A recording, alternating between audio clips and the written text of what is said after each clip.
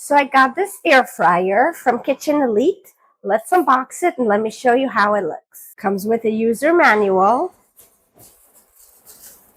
the little shelf, and the air fryer itself. On first impression, this is a really large, nice size air fryer. It is the 8.5 quart, but look at how large this basket is. For reference, the size of my palm.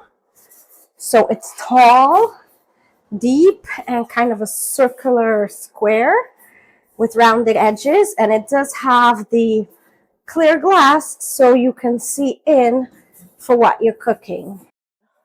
It's beautiful, it's modern, it has the stainless and the nice black finish, and while it's pretty large, it is simple, compact. You can just lift the whole thing for easy storage. It also looks beautiful on your counter.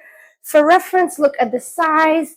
This is near my kitchen sink and dishwash detergent. So we have the on-off button here, and you do have the option of choosing different presets: chicken, French fry, steak, vegetables, fish, seafood, cakes, and pizza. You also have the ability just to choose the temperature, and you can do plus and minus, and then you can do the time, again, minus, plus, and then you would just hit on and it would turn it on. See, the size is really large. Honestly, it can even fit like a whole chicken to do something like a air fried version of rotisserie chicken.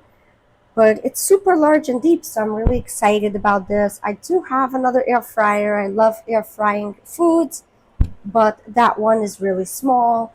So this one will really hold enough volume when I'm making a family meal. So the inner basket is really good if you want to fry something. For instance, you want the chicken drippings to go down and not sit in the chicken, so you don't end up eating the extra fat.